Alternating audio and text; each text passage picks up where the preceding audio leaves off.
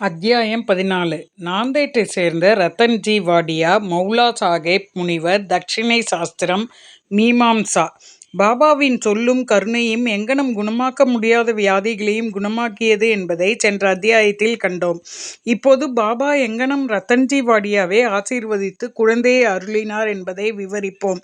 இயற்கையிலேயே ஞானியது வாழ்க்கையானது உள்ளும் புறமும் இனிமையானதாய் இருக்கிறது. அவரது பல்வேறு செயல்கள், சாப்பிடுதல், நடத்தல், அவரின் இயற்கையான மொழிகள் எல்லாம் இனிமை வாய்ந்தவை. அவர் தம் வாழ்க்கையோ பேரானந்தம், மானுட உருவப் பெற்றதாகும். தம்மை தமது அடியவர்கள் நினைப்பதற்கு வழிமுறையாக சாயி அதனை வெளியிட்டார். கடமை, செயல் இவற்றைப் பற்றி பல்வேறு கதைகளை அவர்களுக்குச் சொன்னார். இது கடைமுடிவாக அவர்களை உண்மையான மதத்திற்கு இட்டுச் சென்றது. இவ்வுலகில் அவர்கள் மகிழ்ச்சியாக வாழ வேண்டும். ஆனால் அவர்கள் எச்சரிக்கையாய் இருக்க வேண்டும். வாழ்க்கையின் நோக்கத்தை அவர்கள் பெற வேண்டும், அதாவது ஆத்மானுபூதியை. முந்தைய ஜென்மங்களில் உள்ள நல்வினைகளால் நாம் இவ்வுடம்பை பெற்றிருக்கிறோம். பக்தியும் விடுதலையும் இவ்வுதவியை கொண்டு பெறுவது தகுதியுடையதாகும். எனவே எப்போதும் நாம் சோம்பலின்றி இருக்க வேண்டும். நமது குறிக்கோளையும் நோக்கத்தையும் பெறுவதில் நாம் எப்போதும் விழிப்பாய் இருக்க வேண்டும். நீங்கள் தினந்தோறும் சாய் லீலைகளை கேட்பீர்களானால் அவரை எப்போதும் காண்பீர்கள். நீங்கள் இவ்வண்ணமாக சாயியை நினைவூட்டிக் கொள்வீர்களானால் உங்கள் மனது அடிக்கடி மாறி ஓடித்திரிதலிலிருந்து விடுபடும். இவ்விதமாகவே சென்று கொண்டிருந்தால் அது முடிவாக சுத்த ஞானத்தில் இரண்டர கலந்துவிடும். நாந்தேட்டை சேர்ந்த ரத்தன்ஜி. இப்போது இவ்வத்தியாயத்தை சேர்ந்த ஒரு முக்கியமான கதைக்கு வருவோம். நைஜாம் சமஸ்தானத்தில் உள்ள நாந்தேட்டில் ஒரு பார்சி மில் கான்ட்ராக்டரும் வியாபாரியுமான ரத்தன்ஜி ஷாபூர்ஜி வாடியா என்பவர் வசித்து வந்தார். அவர் பெருமளவு செல்வம் சேகரித்து வயல்களையும் நிலங்களையும் பெற்றிருந்தார். ஆடு, மாடு, குதிரை போக்குவரத்து வசதிகள் இவ்வளவையும் பெற்று மிகவும் சுபிட்சத்துடன் இருந்தார். புறத்தோற்றங்கள் அனைத்திற்கும் மிகவும் திருப்தி வாய்ந்தவராகவும் சந்தோஷமுடையவராகவும் காணப்பட்டார். ஆனால் அந்தரங்கமாகவும் உண்மையாகவும் அவர் அங்ஙனம் இருக்கவில்லை. எவரும் முழுமையும் செல்வந்தராகவும் மகிழ்ச்சியுற்றவராகவும் இருக்கக்கூடாது என்பது பரலோக தீர்ப்பாய் இருக்கிறது. ரத்தன்ஜியும் இதற்கு விதிவிலக்கல்ல. அவர் தாராளமானவராகவும் தான தர்மசீலராகவும் ஏழைகளுக்கு உணவு உடையளித்தும் அனைவருக்கும் பல்லாற்றனும் உதவி புரிந்தார். மக்கள் அவரை நல்லவர், மகிழ்ச்சி நிரம்பியவர் என்று கருதினர். ஆனால் நெடுநாளாக தனக்கு ஆணோ பெண்ணோ எக்குழந்தையுமே இல்லாததனால் தமக்குள்ளேயே அவர் மிக்க துயர் கொண்டவரானார். அன்பும் பக்தியும் இன்றி பாட பெறும் இறைவன் புகழ் குறித்த கீர்த்தனை போன்றும், பக்க வாத்தியங்களற்ற இசைகளை போன்றும், பூணல் அற்ற பிராமணனை போன்றும், பொது அறிவினின்றி கலைகளில் பெற்ற சிறப்பறிவை போன்றும், பாவத்திற்காக கழிவிரக்கமின்றி செய்யும் தீர்த்த யாத்திரையை போன்றும், அட்டிகை நெக்லஸ் அற்ற ஆபரண அணிமணிகள் போன்றும் அழகற்றதாகவும் பயனற்றதாகவும் இருப்பதை போன்றே ஆண் குழந்தையற்ற இல்லறத்தானுடைய நிலையுமாம். இவ்விஷயத்தை பற்றியே ரத்தன்ஜி சதா சிந்தித்து, எனக்கு ஒரு புத்திரனை கடவுள் எப்போதாவது மகிழ்ந்தருளுவாரா என்று ஏங்கினார். இவ்வாறாக அவர் கலகலப்பின்றியும் முகவாட்டமுடனும் காணப்பட்டார். உணவில் அவருக்கு சுவை ஈடுபாடு இல்லை. நான் ஒரு புதல்வனுக்காக ஆசீர்வதிக்கப்படுவோமா என்று அவர் அல்லும் பகலும் இதே கவலையால் பீடிக்கப்பட்டார். தாஸ்கனு மகாராஜிடம் அவருக்கு மரியாதை அதிகம். அவரை கண்டு தன் உள்ளத்தை வெளியிட்டார். தாஸ்கனுவும் அவரை ஷீரடிக்கு போகும்படியும் பாபாவின் தரிசனத்தை பெற்று அவர் தம் பாதங்களில் வீழ்ந்து ஆசீர்வாதத்தை பெற்று குழந்தை வேண்டுமென வேண்டிக் கொள்ளவும் அவருக்கு அறிவுறுத்தினார். ரத்தன்ஜிக்கு இக்கருத்து பிடித்தது. ஷீரடிக்கு போகவும் தீர்மானித்தார். சில நாட்களுக்கு பின்னர் அவர் ஷீரடிக்கு சென்று பாபாவின் தரிசனத்தை பெற்று அவர் பாதங்களில் வீழ்ந்தார். பிறகு தம் கூடையை திறந்து ஒரு அழகிய பூமாலையை எடுத்து அதை பாபாவின் கழுத்திலிட்டு கூடை நிறைய பழங்களையும் சமர்ப்பித்தார். பாபாவுக்கு அருகில் மிக்க மரியாதையுடன் அவர் அமர்ந்து பின்வருமாறு வேண்டத் தொடங்கினார். இக்கட்டான நாட்களில் இருக்கும்போது அநேகர் தங்களிடம் வருகிறார்கள். தாங்கள் அவர்களின் துன்பங்களை உடனே துடைக்கிறீர்கள். இதை கேட்டு நான் தங்களது பாத கமலத்தை அடைக்கலம் புகுந்தேன். ஆகவே தயவுசெய்து என்னை ஏமாற்றாதீர்கள். பாபா ரத்தன்ஜி கொடுக்க இருந்த ரூபாய் 5 கேட்டார். ஆனால் ரூபாய் 3.14 முன்னரே வாங்கி கொண்டு விட்டதாகவும் மீதத்தையே கொடுக்க வேண்டும் என்றார். ரத்தன்ஜி பெரிதளவில் குழப்பமடைந்தார். பாபா என்ன கூறினார் என்று அவரால் புரிந்து கொள்ள இயலவில்லை. அவர் ஷீரடிக்கு செல்வது இதுவே முதல் முறை. முன்னமே ரூபாய் 3.14 தாம் வாங்கி கொண்டதாக பாபா கூறியது எங்கனம் என்று அவர் நினைத்தார். அவரால் புதிரை விடுவிக்க இயலவில்லை. ஆனால் அவர் பாபாவின் பாதத்தடியில் அமர்ந்து கேட்கப்பட்ட மீதமுள்ள தட்சிணையை அளித்தார். பாபாவிடம் தாம் வந்த காரணத்தை முழுமையும் விளக்கி கூறி அவருடைய உதவியை கூறினார். தமக்கு ஒரு புத்திரனை பாபா ஆசீர்வதித்தருள வேண்டும் என வேண்டிக் கொண்டார். பாபாவும் மனதுருகி அவரை கவலைப்படாமல் இருக்கும்படியும் அதிலிருந்து அவரின் கஷ்டமான நாட்கள் முடிந்துவிட்டவும் என கூறினார். பின்னர் அவருக்கு உதவி அளித்து அவரது தலையில் கையை வைத்து அல்லாஹ் அவரது உள்ளத்தின் ஆசையை பூர்த்தி செய்வார் என்றும் கூறினார். பின்னர் பாபாவிடம் விடை பெற்று கொண்டு நாந்தேடுக்கு திரும்பி ஷீரடியில் நடந்த எல்லாவற்றையும் தாஸ்கனுவுக்கு கூறினார். அங்கு எல்லாம் நன்றாகவே நிறைவேறியதாகவும் தாம் பாபாவின் தரிசனத்தையும் ஆசீர்வாதத்தையும் பிரசாதத்துடன் பெற்றதாகவும் ஆனால் அவரால் ஒன்றை மட்டும் புரிந்து கொள்ள முடியவில்லை என்றும் கூறினார். பாபா அவரிடம் தாம் ஏற்கனவே ரூபாய் 314 வாங்கி கொண்டதாக கூறினார். இக்குறிப்பினால் பாபா என்ன கூறுகிறார் என்பதை தயவுசெய்து விவரியுங்கள். நான் ஷீரடிக்கு போனதே இல்லை. பிறகு பாபாவிடம் அத்தொகையை நான் எவ்விதம் கொடுத்திருக்க முடியும் என்று தாஸ்கனுவிடம் கூறினார். தாஸ்கனுவும் அது ஒரு புதிராகத்தான் இருந்தது. அதை பற்றி பெரிதும் அவர் நீண்ட நேரம் சிந்தித்தார்.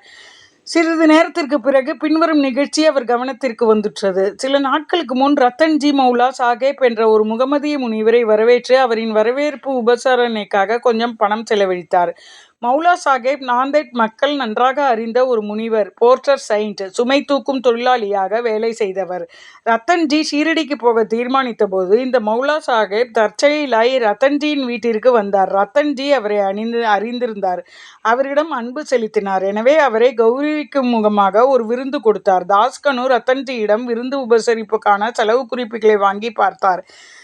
எல்லாம் சரிநுட்பமாக ரூபாய் 314 ஆகியிருந்தது. இதற்கு கூடவோ குறையவோ இல்லாதது கண்டு எல்லோரும் ஆச்சரியத்தால் செயலிழந்தனர். அவர்கள் பாபா எங்கும் நிறை பேரறிவுடையார் என்பதை அறிய தலைப்பட்டார்கள். ஷீரடியில் வாழ்ந்தாலும் ஷீரடியில் நெடுந்தூரம் உள்ள வெளியிடங்களில் நடப்பதையும் அவர் அறிந்திருந்தார். உண்மையில் அவர் நடந்தது, நடப்பது, நடக்கப் போவது எல்லாவற்றையும் அறிந்திருந்தார். எவருடைய நெஞ்சத்தினிலும் ஆவியிலும் நம்மை அவர் அடையாளம் கண்டு கொள்ள முடியும்.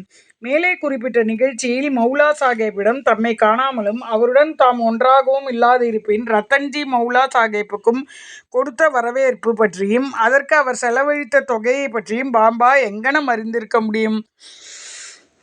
ரத்தன்ஜி தாஸ்கனுவின் விளக்கத்தால் திருப்தியுற்றார். பாபாவிடம் அவருக்குள்ள நம்பிக்கை உறுதிப்படுத்தப்பட்டு பல்கி பெருகியது. பின்னர் உரிய காலத்தில் அவருக்கு ஒரு ஆண் குழந்தை ஆசீர்வதிக்கப்பட்டது. அவரின் மகிழ்ச்சிக்கு எல்லை இல்லை. அவருக்கு 12 குழந்தைகள் மொத்தத்தில் பிறந்தன என்றும் அதில் 4 உயிர் பிழைத்தன என்று கூறப்படுகிறது.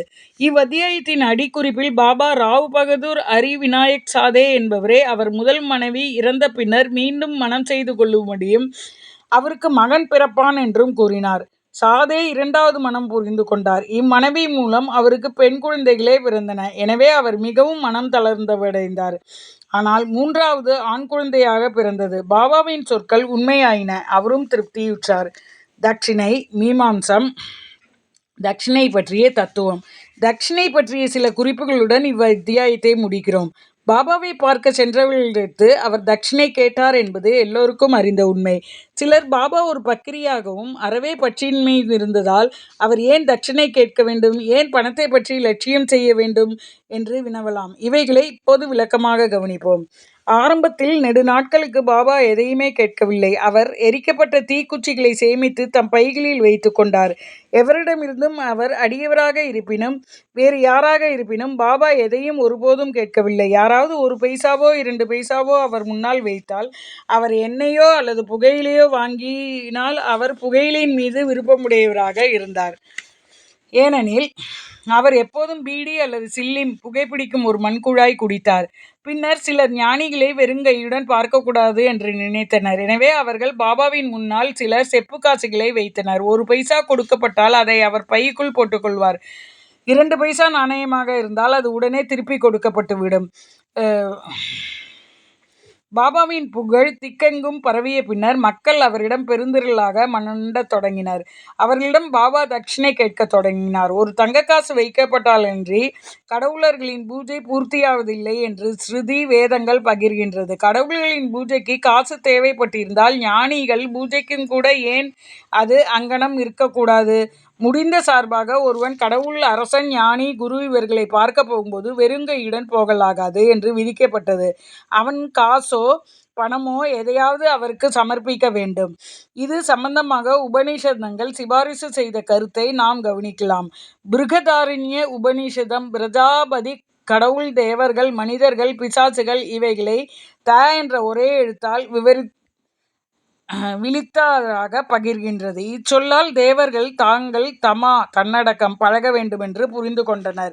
மனிதர்கள் தானம் அல்லது தர்மம் செய்ய வேண்டுமென்று புரிந்து கொண்டனர். பேய்கள் தயை அல்லது பரிவு செய்ய வேண்டும் என்று புரிந்து கொண்டன. எனவே மனிதர்கள் தர்மம் அல்லது ஈகை புரிய வேண்டுமென்று பரிந்துரைக்கப்படுகிறது. தைத்திரிய உபநிஷத்தில் குரு தனது மாணவர்களை தர்மத்தையும் மற்ற பல நல்ல பண்புகளையும் பயிலும்படி ஊக்குவித்து உபதேசிக்கிறார். தர்மத்தை பற்றி அவர் நம்பிக்கையுடன் கொடுங்கள், அது இல்லாமலும் கொடுங்கள், பெருந்தன்மையுடன் கொடுங்கள், அதாவது தாராளமாக கொடுங்கள், பணிவுடன் கொடுங்கள், பயபக்தியுடன் கொடுங்கள், இரக்கத்துடன் கொடுங்கள் என்று அறிவுறுத்துகிறார்.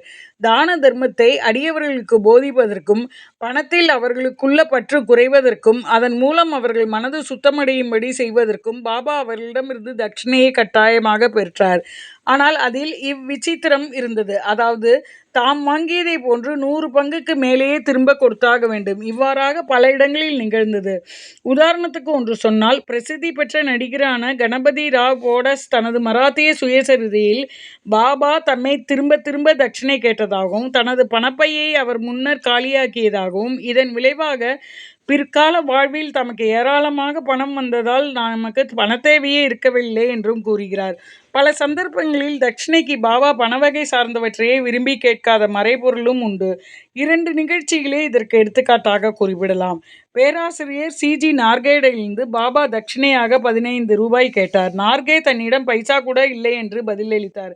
அதற்கு பாபா கூறியதாவது: உன்னிடம் பணம் இல்லை என்பதை நான் அறிவேன். யோக வசிஷ்டத்தை நீங்கள் படித்து கொண்டிருக்கிறீர்கள். அதிலிருந்து எனக்கு தட்சிணை கொடுங்கள். தட்சிணை அளிப்பது என்பதற்கு இந்த சந்தர்ப்பத்தின் பொருளாவது நூலிலிருந்து நீதிகளை உயர்ந்துணர்ந்து அவைகளை பாபா வாசம் செய்கிற ஒவ்வொருவர் உள்ளத்திலும் இருத்து கொள்ளுதே ஆகும். 2வது சந்தர்ப்பத்தின் போது திருமதி தர்கட் என்ற அம்மையாரிடம் ரூபாய் 6 தட்சிணையாக கொடுக்கும்படி பாபா கேட்டார். ஏதும் அவள் கொடுக்க இயலவில்லை என்று மன வருத்தம் அடைந்தாள்.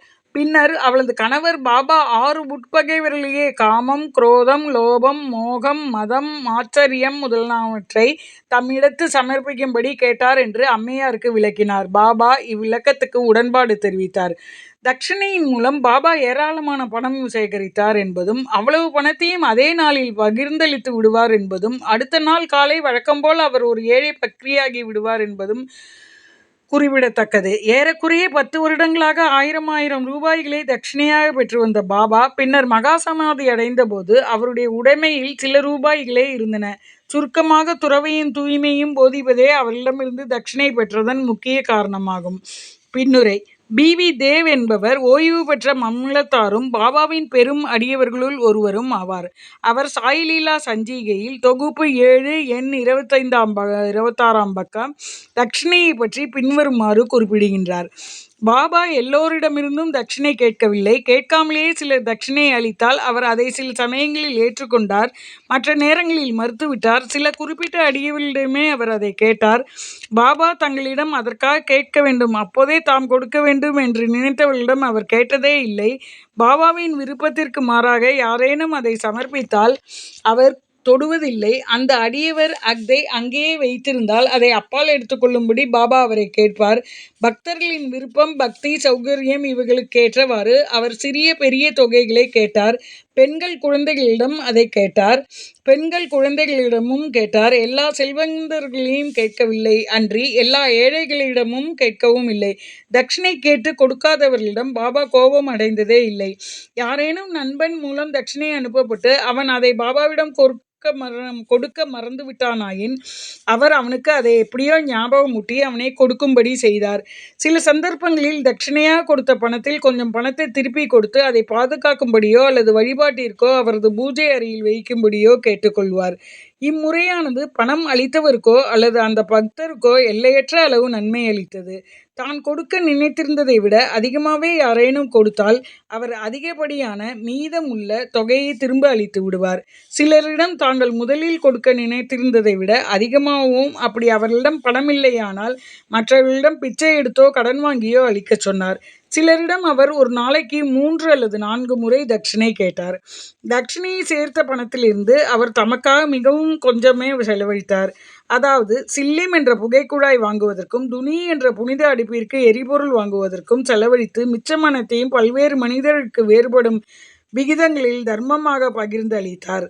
ஷீரடி சமஸ்தானத்தின் சிறு சிறு பொருட்களை எல்லாம் அப்போது இருந்த பணக்கார அடியவர்களால் ராதாகிருஷ்ணமாயின் வேண்டுகோள் யோசனையின் பேரில் வாங்கி அளிக்கப்பட்டவை. விலை மதிப்புள்ள செல்வமிகு பொருட்களை யாரேனும் கொணர்ந்தால் பாபா சீற்றமடைந்து அவர்களை கடிந்து கொள்வார். நானா சாஹேப் சாந்தோர்கரிடம் தமது உடைமைகள் ஒரு கௌபீனம், ஒரு துண்டு, ஒரு கபினி, ஒரு தகரக்குவளை என்றும் அவரை பலர் தேவையற்ற பயனற்ற விலையுறந்த பொருட்களை எல்லாம் கொண்டு வந்து தொல்லைப்படுத்துவதாகவும் கூறினார். நமது பரமார்த்திக வாழ்வில் இருக்கும் இரு பெரிய தடங்கல்கள் பொன்னும் செல்வமும் பெண்ணும் செல்வமும். பாபா ஷீரடியில் 2 நிலையான அமைப்பு முறைகளை ஏற்படுத்தினார். அதாவது தட்சிணையும் ராதாகிருஷ்ணமாயும் ஆகும். எனவே பக்தர்களிடம் அவரிடம் வந்தபோதெல்லாம் அவர்களிடம் தட்சிணை கேட்டார். பள்ளிக்கூடத்துக்கு போக சொன்னார். பள்ளிக்கூடம் என்பது ராதாகிருஷ்ணமாயின் வீடு.